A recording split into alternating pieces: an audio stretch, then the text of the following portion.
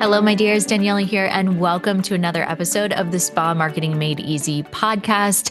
You are listening to our 466th episode right now. Yes, we've been going strong since April of 2018, sharing marketing strategies and business development for aesthetic professionals. Today's guest has been a longtime listener of our show. She's been a member in our Growth Factor community. And more importantly, she's actually implemented what she's learned to build a business around a life she wants to live. Now, I love sprinkling in positivity and possibility into your morning routine. So if you're listening right now while you're doing your makeup or going for your morning walk, I truly hope that this episode makes your day just a little bit better. Now, before I jump in and play that interview, I want to share a goal that I have myself this year. Now, I know that this is January. It's the time of resolutions and all of those things. And I'm not really like a resolutions or that type of girl. I've shared before, I pick kind of a word, like a theme. My theme this year is open, being open to so many new possibilities.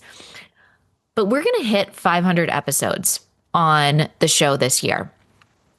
And, I want to hit 500 reviews. That's my goal. And obviously, I want those to be 5-star reviews. So 500 episodes, 500 reviews, 5 stars.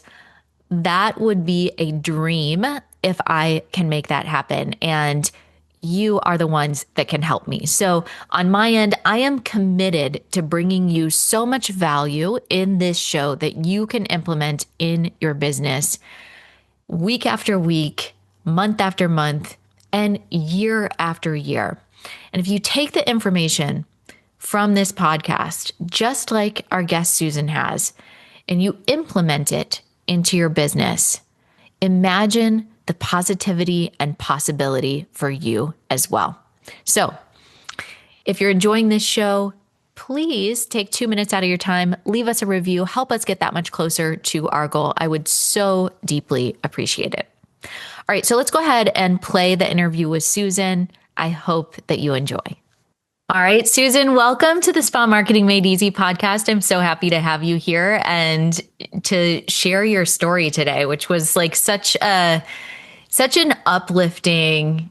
You sent us an email. It was like the most beautiful story of progression. And I was like, this is exactly like this is like the best email I got today. It's the best. Like our whole team was so happy. We shared it back. So I'm excited to share it with the rest of our community. Well, thank you. I'm excited to share it too. So why don't we start kind of at the beginning? Tell us, like, how did you get into the aesthetic space in the first place? What was your vision? What were those early years like for you? So I have been in aesthetics going on for 13 years now. 7 of those have been in my own practice. I started solo back in 2019 in a small little salon suite, about 250 square feet, just me. And it kind of like progressed from there. And I moved. This was right before the pandemic, so it was a very scary time. So right before the pandemic, I had moved into another space, and then it kind of all just shut down. And so I made it through that, and then I ended up getting pregnant with my first child after we got married. And I was like, I don't know what to do. Like, if I'm not working, I'm solo, I'm not making any money. I didn't really have like a savings like that. It just wasn't something in my thought process at the time to have something like a savings account to be prepared for a baby, or if I ever get injured or anything like that, really. And I had followed along on the Addo Aesthetics podcast, and I'd be listening to the podcast as I'm flipping my rooms, having my cancellations or any downtime. And honestly, that's really what gave me the courage to do my first hire and confidence to do my first hire, because I'd never really thought about that before. And so when I was about to go on maternity leave, I started looking and I hired my first person. And that was my first esthetician that I brought on. And she was going to be working while I was on maternity leave. I think, it's such an interesting point, because the schools, and not to downplay anything with the schools, but I think that they really encourage people to go solo. They kind of lead with that of like, you can make all this money and you can be your own boss. And that's great. Like I feel that entrepreneurship is such an opportunity and a gift, and I would never want to discourage anybody from doing that. But to go solo right out of school, I mean, there's so much that we're learning in just our craft, in just our technique of, and then if you throw in there, like, how do you run a business? Because that's a Yeah. whole Yeah. other thing. Um, Yeah. Yeah. it's challenging. And so I love that, you had time to go solo, and that's good. But we're not, it's almost like solos are thinking about it as a job, like that's their job. And like, Mm, oh, I'm just going to take time off, but you don't get paid vacation and you don't no, get all of no, these other no. things that it's like, no, this is a business. This has Yeah. got a lot of other things to be thrown in there. So you kind of, were you thinking that, or were you, and it was the podcast that kind of said, hey, I need to hire, or I'm sure the baby and like the reality of life setting in was like, oh, wow, Yeah, makes yeah. sense. I think it was like a mixture of all of it, to be honest, because it was like the delusion of like, I'm gonna have this grand business by myself and I'm gonna have it run while I'm not there, but that doesn't work like that when you're not in it and you're solo. And so it was that, and then like, what am I gonna do for 6 months? Like, I can't take 6 months off if I don't have income. It was all of it, I would say. Yeah. So what was the, and then just throw a pandemic in there. Yeah. Yeah. So once you hired your first person, Mhm. I mean, did you go through, like, leadership is a skill? You've got to be able to speak what you need. You've got to be able to have boundaries and be able to be kind, but also be able to give constructive feedback, because like you're not hiring somebody so you can be besties. It's like, Yeah. Right. you're trying to serve a person, you're trying to build a company together, you're trying to make money, right? Yes. So, Yeah. And that was a huge learning experience for me because so I brought the esthetician on and at the time, so it was like, oh, just bring someone on and they should know what to do, right? Wrong. And so I went on maternity leave, and yes, the business was kept afloat, but there were so many little things that went into it. Like, I need a handbook, I need to train her. She doesn't know exactly what I'm thinking, so I need to tell her step by step, like, this is the process that we do every day. This is how you close. This is how you open. This is how I would like for you to talk to the clients and all that stuff. And it was me just bringing her on, like, we're good. And then quickly finding out there's a lot more systems that have to come into play for it to work and be smooth. So, so much of it is in our head, isn't it? It's, yeah. you don't realize like how much you're doing on autopilot and how much, and that's what they talk about when they're talking about decision fatigue and Mm, the exhaustion, just like the mental exhaustion of, because you have a new baby at home, you're running a household, there's all kinds of like, I remember when my son was born April 2020, so I had a newborn, but he was my second. But there's still like sleep schedules and eating schedules and who washed the bottles and right. there's all of that that's taking up mental space. I nursed, so I had like a pumping schedule also that you're like throwing into the mix. The eating, did they eat this? Did they poop? It's like Yeah. everything's going on while you're also still thinking of the details. And I Mm, find that if we don't get that out of our head and onto paper so that other people can support us, we are just creating a giant trap for ourselves. 100%. So is that gal still with you, or did you have some turnover? How did that? Yeah, so no, she is not currently with me. There was a parting of ways. It just didn't work out in the end, and that's okay. It's not always going to work out, which I've learned, and you'll just move on. Um, But the person that I did hire after, she is still currently with us because I learned a lot from the first hire in order to prepare myself for the second hire. So that one went a lot better. Yeah. And honestly, that's great. Like I will often see people that go through 3, 4, 5 times of turnover before they really understand every piece. It's And tough. that's actually normal. It's Yeah. nothing to feel bad about. And it's a learning process, just like, we have to learn how to do a particular service or treatment. We have to learn how to lead. We have to learn how to find our people and communicate effectively with our people. 100%. Yeah. And it's all about communication. I feel like if, like you said, like if you aren't communicating with your team and telling them your needs, they don't know. They're not mind readers and vice versa. So Okay, so you came back, you hired, you had the turnover, you came back from maternity. Um, Walk me through kind of the process because I know you have much more than one employee now. mhm. So tell me kind of the next steps of growth Yeah. in the business.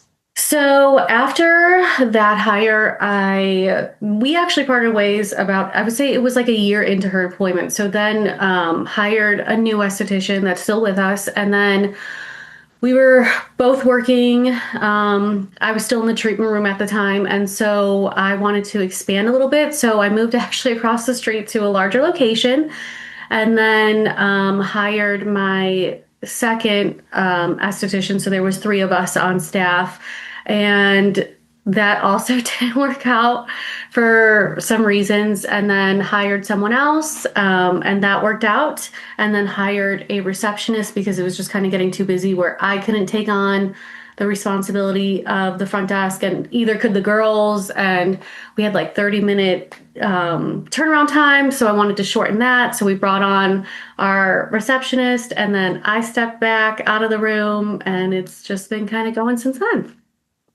So talk to me about the experience of getting your providers busy and also because are you in the room at all now? Or are you No. totally out? Okay. Yeah. So that I feel like there's a sticking point when you have a solo, and I usually see this somewhere between 25 to 35,000 a month.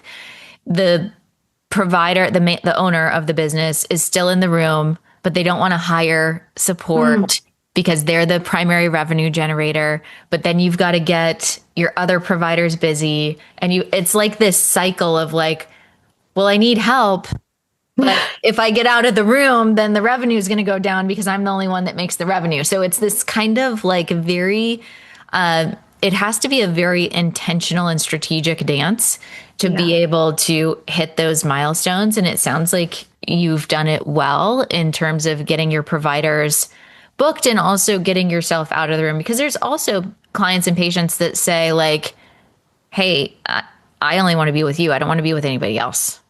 Yeah. Yeah. There was a few points of that. So I knew at some point that I wanted to go back to school. And in order to do that, I did try to juggle it both at one time and found that was very difficult to do. So then after realizing that, I knew I had to get out of the treatment room. And what I started to do was tell my clients, one, that I was going to be stepping back, and I shortened my hours a lot and then started introducing them to my other providers. And there's always the worry like, oh, they want to see me, they only want to see me. But if you train your staff just as good as you are, they will be willing to go to someone else if they're getting the same exceptional care. So I started transitioning most of my clients to my other estheticians, which they're still seeing them today. And then I just kept shortening back my hours. I actually hurt my hand and then just kind of had to get out of the treatment room completely. And so that was like the final step of that. And then I completely stepped away, just started doing back end business, the school, and then keeping them booked. That's always a constant. It's a worry because like if they're, not booked again, it's just a business owner kind of worry thing. But keeping them booked is priority. We do a lot of marketing, social media ads, referrals are really big in the community that we're in. So that's been great too. So you're in nursing school. You Yes. just said school. We didn't say nursing school. Yeah. So is the plan for you to go back into the room as an injector or as a, you know, what is the vision? Why did you want to go to nursing school? Yes. So the vision is for myself to come back and do aesthetic treatments such as like Botox fillers and things like that. I knew I wanted to get back in at least like part-time, like 1 or 2 days a week doing that because I still love seeing people and interacting with them. But just I want to elevate the services that I provide to them. So So as you've stepped out of the room, I know you've got nursing school, which is, a big thing in itself. What were you the most surprised about? Because I know when a lot of times when people step out of the room, they're like, well, what am I supposed to do now? What am I supposed to do? And there's actually like, once you really get into it, you mentioned social media ads. There's like brand development, there's online presence, there's marketing, there's getting out in your community, there's team development, fine tuning your systems. There's all of these aspects that are not even on your radar when you're full time in the room because you're just focusing on fulfillment. So, what were the biggest surprises for you in terms of like, oh, wow, like now that I'm out of the room, I can actually focus on these things as well? yeah, I think the biggest surprise would be I thought that my systems were like fine tuned, but how many loose screws there were. So I Mm-hmm. had the systems in place, but as I started to have time to look at them and kind of reevaluate them, is that there were a lot of holes in them. So I think that was the biggest surprise because I was like kind of set it and forget it, and that's not true. Yeah, I mean, systems, that's such a great point because we talk a lot about how systems are a lifestyle. A lot of times when people are in our programs and we will set out, we'll do this calendar and it'll be, you create these 18-month plans that you're executing in quarters. And they'll be like, okay, well, this month I'm going to get all my systems in place. And I was like, okay. I mean, hundreds of people have said that. It's not, and it's just this misconception that you can just get everything in place and set it and forget it. And it's true that, like, once you have a good working system and you've also built the culture in your company that we follow. We are a systems-based business. We just because you have a policy doesn't mean that it's being enforced. Just because you have a system doesn't mean that it's being used. And so part of the role of the CEO is to be able to oversee and spot check, refine all of those things. And I think that that's so apparent when you step out of the day-to-day, the fulfillment, and really take a look at what it is that you've built. 100%. Yeah. And I wouldn't be able to have done that unless I stepped out like that. Because even half in, half out, you're still juggling, your life and treatments and clients. And then you're trying to do the business end. And it's a lot. And I do have now a spa manager who also helps with refining the system. So that also is a great deal of help. So, how are you, when you were talking with your clients about stepping out of the room, were you sharing that you were going to nursing school? Or were you just, Yes. okay, so that Yes. made it like an easier thing, like, hey, listen,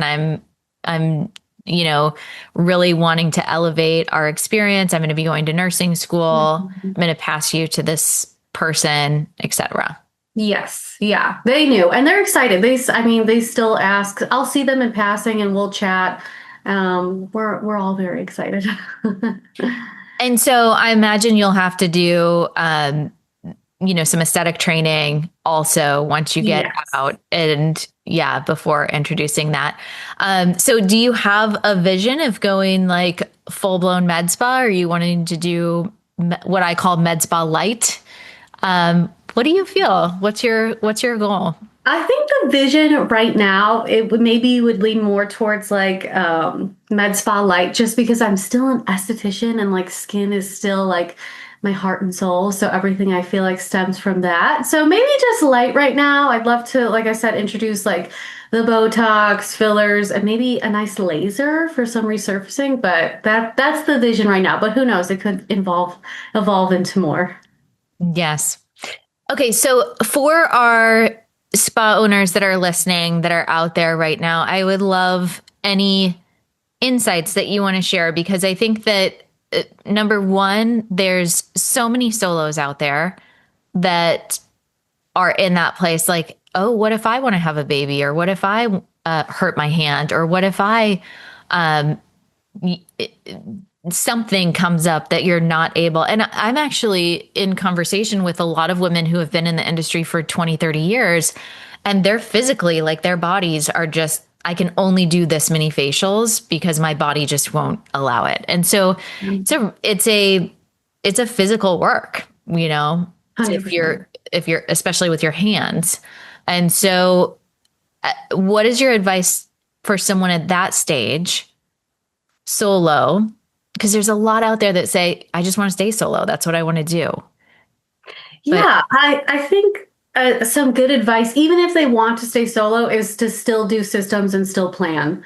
Because I feel like if you're not planning, then that's when things can go wrong. Of course, things can go wrong even if you do plan, but you'll be a little bit more prepared on that side. You know, if you do want to have a baby, or if you do hurt your hand and things like that, you just always have some kind of like safety behind it. yeah, wonderful. Well, I hope that everybody listening just takes a little bit of inspiration. I love hearing from spa owners, especially spa owners that started during the pandemic, because my gosh, like that, the past like 5-ish years have been the craziest years in our industry. I've been here for 20 years, and I'm like, the last 5 years have thrown so many curveballs, and it's so inspirational to hear spa owners that are like knocking it out of the park, continuing to grow, continuing to evolve, even with those things. I feel like if you can make it through those things, you can make it through anything. Yeah, a little bit of grit goes a long way. So good. Well, thank you so much for sharing your story. I know it's going to touch so many estheticians and spa owners out there, and congratulations on all that you've accomplished. It's really wonderful. Thank you.